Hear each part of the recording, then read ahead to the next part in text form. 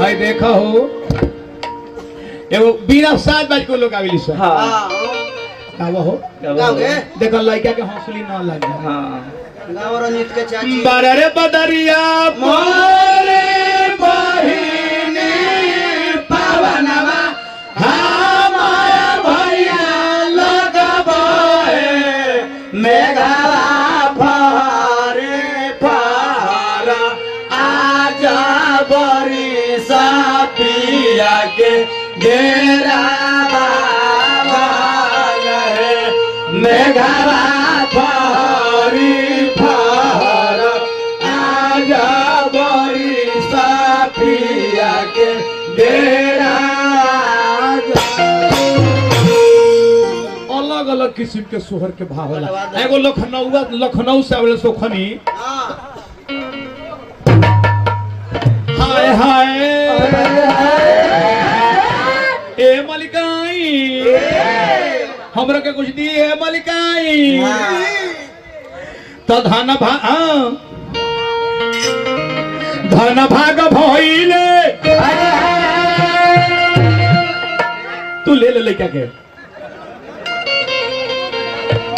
गणतर बना के ले ली तो लड़का के मामा आइडिया तो रंजित मामा धन भाग भइले अरे ललनवा हुलसी गइले अरे मनवा न हो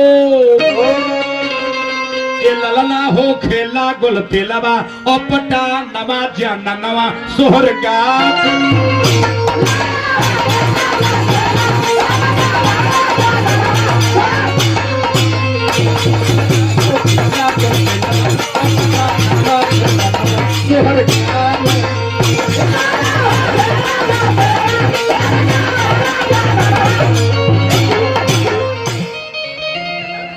होखे लागल तेलवायो पो तनवा हुलसी गइले अरे मनवा न हो ए ललना धन बबुआ भई ले महानवा जाना नवा सोहर गावे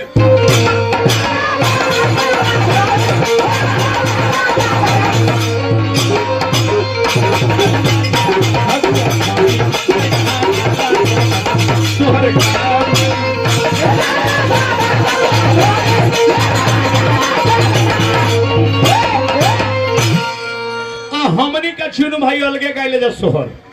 हमनी रामायण वाला वो अलगे सोहर बहुत देखो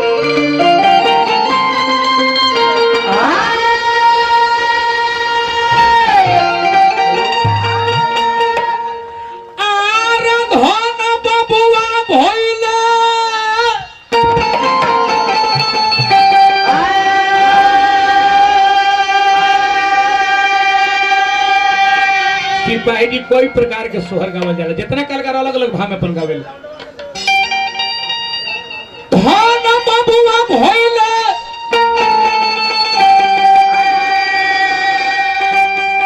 अरे महानवा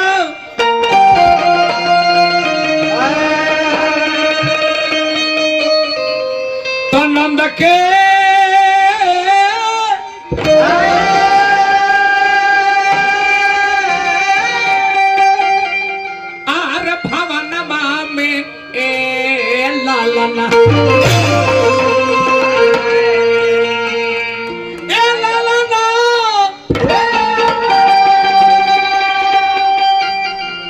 भीरा भारी भइले रे जंगनवा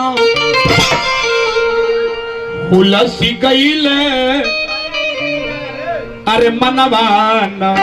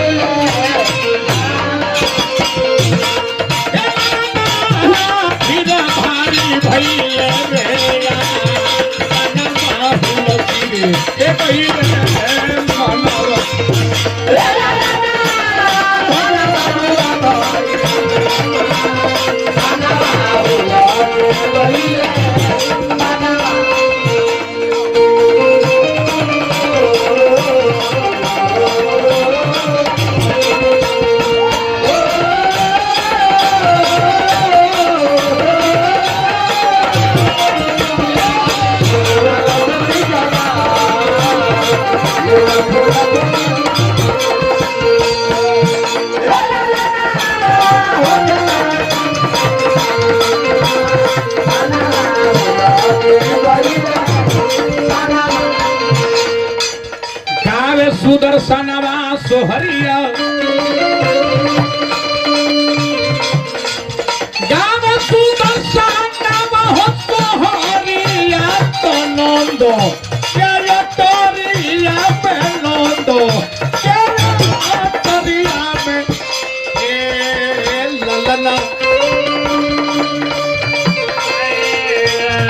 ए ललना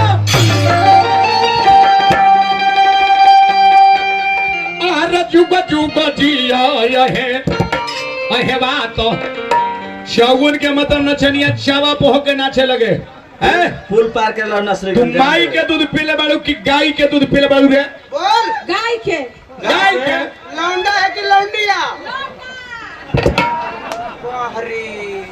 रंजीत के भाई दुधेश्वर यादव श्रवण सभी के माध्यम से बहुत रुपए का पुरस्कार हार्दिक प्रणाम पद से बने तो गाय के दूध पीले बाड़ू कि माई के माई के माई के तीन चार तो माई के तोर दूध में कितना ताकत है देखा तो हाय डिबा के दूध पर पलाई बड़ी हरी चमचुचिया के ये लाला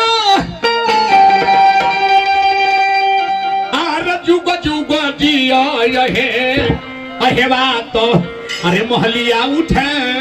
अरे सोहर